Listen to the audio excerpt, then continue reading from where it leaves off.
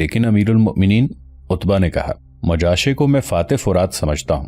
اس کے قبیلے نے فرات کے کنارے فارسیوں کو شکست دی ہے، کیا تم نہیں سمجھ سکے؟ حضرت عمر رضی اللہ عنہ نے کہا، کوئی بدوی رسول اللہ صلی اللہ علیہ وآلہ وسلم کے کسی صحابی پر امیر مقرر نہیں ہو سکتا، اور کسی بدوی میں اتنی دانشمندی اور اتنا تدبر ہو ہی نہیں سکتا کہ وہ ابلا جیسے بڑے شہر کا امیر مقرر کر دیا جائے۔ مغیرہ رضی اللہ عنہ نے مرغاب کے میدان میں فارسیوں کو جو شکست دی تھی وہ کوئی معمولی سی لڑائی نہیں تھی، بڑا ہی خونریز معرکہ تھا۔ فارسیوں نے تو جیسے قسم کھا لی تھی کہ وہ یہ جنگ جیت کر ہی رہیں گے۔ مغیرہ رضی اللہ عنہ اور ان کے مجاہدین کو بڑی سخت مشکل کا سامنا تھا۔ قریب تھا کہ مجاہدین کے پاؤں اکھڑ جاتے۔ مارکا ایسا گھمسان کا تھا کہ مجاہدین کی ترتیب بکھر گئی تھی۔ اچانک اللہ کی مدد آ گئی۔ یہ مدد اس طرح آئی کہ پہلو کی طرف سے ایک لشکر گھوڑے سرپٹ دوڑاتا آ رہا تھا۔ ان میں پیادے بھی تھے اور اس لشکر نے پرچم زیادہ تعداد میں اٹھا رکھے تھے۔ ان میں زیادہ تر پرچم سبز رنگ کے تھے۔ اس لشکر کو دیکھ کر فارسی اس خطرے کے پیش نظر مارکے سے نکلنے لگے کہ مسلمانوں کی کمک آ رہی ہے۔ فارسیوں نے سنبھلنے کی کوشش کی تو مجاہدین نے زندگی کا آخری مارکا لڑنے کے انداز سے ان پر غالب آنا شروع کر دیا۔ کمک جو آئی تھی اس نے مجاہدین کا کام آسان کر دیا۔ فارسی بری طرح پسپا ہونے لگے اور آخر مرغاب کے میدان میں بے انداز لاشیں اور زخمی چھوڑ کر بھاگ گئے۔ یہ کمک کوئی باقاعدہ مجاہدین کا لشکر نہ تھا، بلکہ یہ مجاہدین کی بیویاں، جوان بیٹیاں، بہنیں وغیرہ تھیں جو اس زمانے کے دستور کے مطابق لشکر کے ساتھ جایا کرتی تھیں۔ اسلام کی بیٹیوں نے دیکھا کہ ان کے مردوں کے قدم اکھڑ رہے ہیں اور فارسی غالب آتے جا رہے ہیں، تو ان خواتین نے اپنے آنچلوں کے پرچم بنا لیے۔ ان کے پاس ہتھیار موجود تھے، فارسیوں کے گھوڑے بھی موجود تھے۔ سالار کا حکم لیے بغیر ان خواتین نے پہلو سے حملہ کر دیا۔ مغیرہ رضی اللہ عنہ کی یہ فتح کوئی معمولی فتح نہ تھی، کچھ اس فتح کی وجہ سے اور زیادہ تر اس لیے کہ مغیرہ رضی اللہ عنہ صحابی تھے۔ حضرت عمر رضی اللہ عنہ نے انہیں ہی امیر لشکر مقرر کر دیا۔ عتبہ بن غزوان کو مدینہ میں کئی دن گزر گئے تھے۔ حضرت عمر رضی اللہ عنہ نے اس سے کہا کہ وہ اپنے محاذ پر واپس چلا جائے۔ عتبہ نے کچھ عذر اور کچھ بہانے پیش کر کے محاذ پر جانے سے معذوری کا اظہار کر دیا۔ حضرت عمر رضی اللہ عنہ سمجھ گئے کہ یہ کیوں واپس نہیں جانا چاہتا، امیر لشکر مغیرہ ہی رہے گا۔ حضرت عمر رضی اللہ عنہ نے اپنے مخصوص انداز میں عتبہ کو حکم دیا، تم آج اسی محاذ کو روانہ ہو جاؤ، مجھے یقین ہے کہ تم امیر المؤمنین کی حکم عدولی نہیں کرو گے۔ عتبہ نے حکم عدولی کی جرت نہ کی اور اسی روز روانہ ہو گیا، لیکن عراق کے محاذ تک نہ پہنچ سکا کیونکہ بطن نخلہ کے مقام پر کسی ایسی بیماری میں مبتلا ہو گیا کہ جاں بر نہ ہو سکا۔ یہاں ہم کچھ اور اہم اور دلچسپ باتیں سنانا ضروری سمجھتے ہیں۔ مجاہدین کو عراق میں مہینے نہیں بلکہ کچھ سال گزر گئے تھے۔ ایک روز جلولہ، حلوان، تکریت اور موصل سے 3-4 مجاہدین مدینہ آئے اور حضرت عمر رضی اللہ عنہ سے ملے۔ خدا کی قسم، حضرت عمر رضی اللہ عنہ نے انہیں دیکھ کر کہا، تمہاری صورتیں بدلی بدلی سی لگتی ہیں۔ قادسیہ اور مدائن سے کچھ لوگ آئے تھے، میں نے ان کے چہروں میں بھی یہی تبدیلی دیکھی ہے، کیا ہو گیا ہے تمہیں؟ یہ وہاں کی آب و ہوا کا اثر ہے امیر المؤمنین۔ حضرت عمر رضی اللہ عنہ کو جواب ملا، ہاں مجھے یاد آیا۔ حضرت عمر رضی اللہ عنہ نے کہا، حذیفہ بن یمان نے مجھے ایک بار مدائن میں لکھا تھا کہ یہاں عربوں کے پیٹ پچک گئے ہیں اور جسم سوکھتے چلے جا رہے ہیں اور چہروں کی رنگتیں بھی پھیکی پڑ گئی ہیں۔ میں نے ایک بار سعد بن ابی وقاص سے پوچھا تھا، میرا خیال ہے کہ حذیفہ بن یمان نے سعد کے کہنے پر ہی مجھے خط لکھا تھا، میں اس کا کچھ انتظام کرتا ہوں۔ عراق دریاؤں، ندیوں اور ہرے بھرے جنگلات اور سبز پوش پہاڑوں کا خوبصورت خطہ تھا۔ ظاہر ہے کہ اس خطے میں نمی زیادہ تھی جو عربوں کو راس نہیں آ سکتی تھی، کیونکہ عرب صحرا کی خشک فضاؤں میں رہنے والے تھے۔ حضرت عمر رضی اللہ عنہ نے مجاہدین کی صحت کے متعلق خاصی تشویش کا اظہار کیا اور سعد رضی اللہ عنہ بن ابی وقاص کو ایک طویل خط لکھا۔ اس کے الفاظ کچھ یوں تھے، عربوں کو وہی آب و ہوا راس آئے گی جو ان کے اونٹوں کو راس آتی ہے۔ کوئی ایسا خطہ تلاش کرو جس میں خشکی اور تری ایک جیسی ہو۔ یہ بھی خیال رکھو کہ میرے اور اس خطے کے درمیان کوئی دریا اور کوئی پل حائل نہ ہو۔ حضرت عمر رضی اللہ عنہ نے اس پیغام میں پوری وضاحت کی تھی کہ ایسی جگہ تلاش کرو جو صحرا کی طرح خشک ہو لیکن اس میں صاف ستھرے پانی کی نہریں اور چشمے بھی ہوں۔ حضرت عمر رضی اللہ عنہ کا دوسرا مقصد یہ تھا کہ جو خطہ تلاش کیا جائے اس کے راستے میں سمندر یا دریا حائل نہ ہو تاکہ کوئی مدد یا کمک بھیجنے کی ضرورت پڑے تو رکاوٹ نہ ہو۔ سعد رضی اللہ عنہ بن ابی وقاص نے موصل سے عبداللہ بن موتم اور جلولہ سے قیقہ بن عمرو کو بلا کر حضرت عمر رضی اللہ عنہ کا پیغام سنایا اور انہیں کہا کہ وہ کوئی مقام تلاش کریں۔ ان دونوں سالاروں نے اسی وقت فیصلہ دے دیا کہ کوفہ ایک ایسا مقام ہے جو فرات کے قریب ہونے کی وجہ سے سرسبز اور شاداب بھی ہے، اور صحرا بھی اتنا قریب ہے جو اس علاقے کی نمی کو زیادہ بڑھنے نہیں دیتا کہ عربوں کی صحت پر برا اثر پڑے۔ دوسرے سالاروں نے بھی اس تجویز کی تائید کر دی اور سعد رضی اللہ عنہ بن ابی وقاص اسی وقت کوفہ کو روانہ ہو گئے۔ وہاں انہوں نے ایک بلند جگہ منتخب کی اور حکم دیا کہ یہاں مسجد کی تعمیر شروع کر دی جائے۔ عربوں کا اپنا ہی ایک انداز ہوا کرتا تھا۔ ایک تیر انداز کو مسجد کی جگہ کھڑا کر کے کہا گیا کہ وہ چاروں طرف ایک ایک تیر پھینکے۔ تیر انداز نے کمان میں تیر ڈال کر چاروں طرف ایک ایک تیر چھوڑا۔ سعد رضی اللہ عنہ بن ابی وقاص نے کہا کہ جہاں جہاں تک تیر پہنچے ہیں اس تمام جگہ کا بازار اور آبادی بنا دی جائے۔ مسجد تعمیر ہوئی۔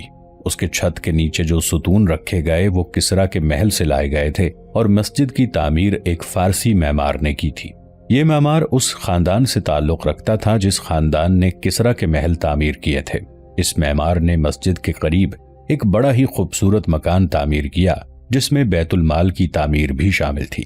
اس عمارت کا نام قصر سعد رکھا گیا۔ مجاہدین کے لشکر کو اجازت دے دی گئی کہ وہ اس علاقے میں اپنے اپنے مکان تعمیر کر لیں، لیکن اس سے پہلے سعد رضی اللہ عنہ بن ابی وقاص نے حضرت عمر رضی اللہ عنہ کو لکھا کہ انہوں نے ہیرا اور فرات کے درمیان کوفہ کو منتخب کر لیا ہے، جہاں خشکی اور نمی برابر ہیں، اور مجاہدین سے کہہ دیا گیا ہے کہ وہ یہاں آ کر آباد ہو جائیں۔ اس پیغام میں سعد رضی اللہ عنہ نے یہ بھی لکھا کہ مجاہدین نے آگے آ کر اپنے اپنے خیمے نصب کر لیے ہیں۔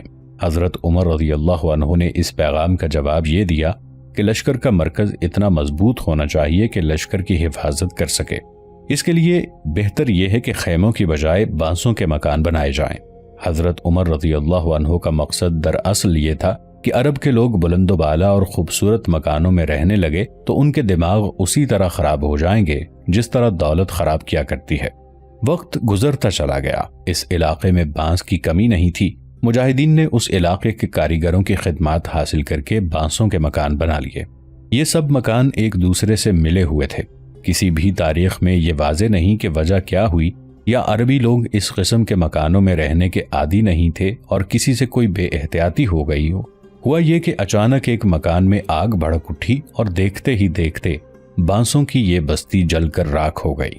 سعد رضی اللہ عنہ بن ابی وقاص نے حضرت عمر رضی اللہ عنہ کو یہ پیغام بھیجا اور اجازت مانگی کہ لوگ اینٹوں اور پتھروں کے مکان بنا لیں۔ ہاں، اینٹوں اور پتھروں کے مکان بنانے کی اجازت دے دو۔ حضرت عمر رضی اللہ عنہ نے پیغام کا جواب دیا، لیکن سختی سے حکم جاری کر دو کہ کوئی شخص 3 کمروں سے زیادہ مکان نہ بنائے اور دیواریں اونچی نہ ہوں۔ تم سنت کے پیچھے چلو، دولت تمہارے پیچھے چلے گی۔ مجاہدین نے اینٹوں اور پتھروں کے مکان تعمیر کروانے شروع کر دیے۔ تاریخوں میں لکھا ہے کہ چند ہی برسوں میں یہ بستی اتنی خوبصورت بلکہ عظیم الشان ہو گئی کہ ہیرا جو عظمت و شوکت میں یکتا تھا اس بستی کے مقابلے میں بجھ کے رہ گیا۔ پھر کوفہ کو ہی اسلامی سلطنت کا دارالخلافہ بنا دیا گیا۔ سعد رضی اللہ عنہ بن ابی وقاص مدائن سے کوفہ منتقل ہو گئے اور نئے مکان میں رہنے لگے۔ انہوں نے خود ہی اس جگہ کے ارد گرد بازار بنوائے تھے جہاں تاجروں کی آمد و رفت شروع ہو گئی۔ شور و غل اتنا ہوتا تھا کہ سعد رضی اللہ عنہ پریشان ہو گئے۔ انہوں نے معمار کو بلا کر کہا کہ مجھے اس شور و غل اور ہنگامے سے نجات دلاؤ، میں اس شور و غل کو بند نہیں کر سکتا۔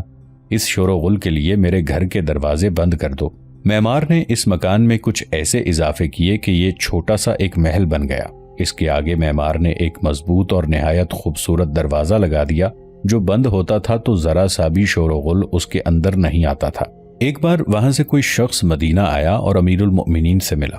کوفہ کے متعلق بات چلی تو اس شخص نے حضرت عمر رضی اللہ عنہ کو بتایا کہ امیر لشکر سعد رضی اللہ عنہ نے محل جیسا مکان تعمیر کروایا ہے اور اب اس کے سامنے ایک محل جیسا دروازہ لگوایا ہے۔ حضرت عمر رضی اللہ عنہ نے یہ بات سنی تو ایک صحابی محمد رضی اللہ عنہ بن مسلمہ کو بلایا۔ ابن مسلمہ، حضرت عمر رضی اللہ عنہ نے انہیں کہا، ابھی کوفہ روانہ ہو جاؤ، سعد کے مکان کے دروازے کو بغیر پوچھے آگ لگا دینا اور پھر یہ خط اسے دے دینا اور وہیں سے واپس آ جانا۔ محمد بن مسلمہ رضی اللہ عنہ اسی وقت روانہ ہو گئے۔ لمبی مسافت کے بعد کوفہ پہنچے۔ سعد رضی اللہ عنہ بن ابی وقاص کو اطلاع ملی تو انہوں نے انہیں بلایا۔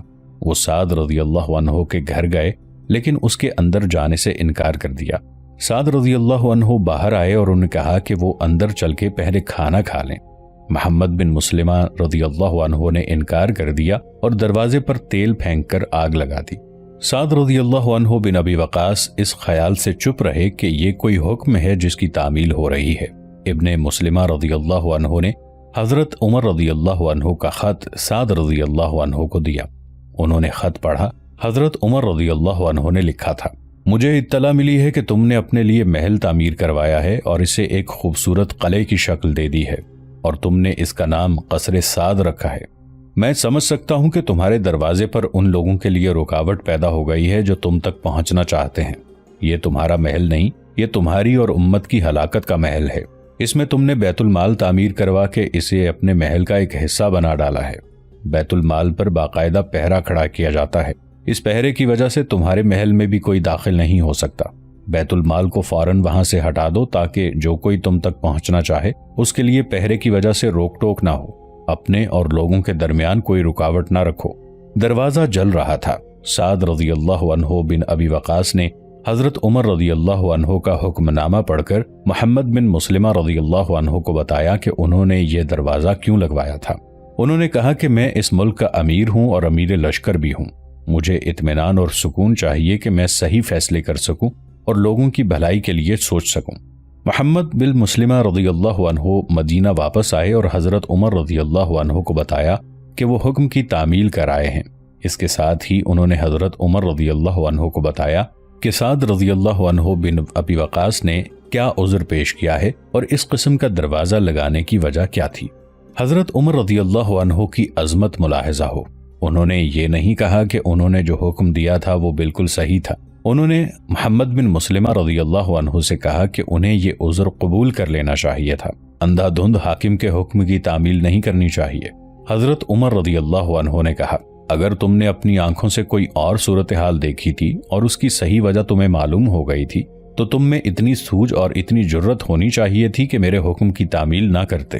حضرت عمر رضی اللہ عنہ نے اسی وقت سعد رضی اللہ عنہ بن ابی وقاص کو پیغام بھیجا کہ انہوں نے جو عذر اور جو وجہ بتائی ہے وہ قبول کی جاتی ہے اور وہ اپنا مکان پہلے کی طرح رہنے دیں۔ یہ تھا مسلمانوں کا کردار جس نے انہیں عراق اور شام سے رومیوں اور فارسیوں کا صفایا کرنے کی طاقت دی اور انہوں نے وہاں ایسی حکومت قائم کی کہ وہاں کے لوگ جوق در جوق اسلام قبول کرتے چلے گئے۔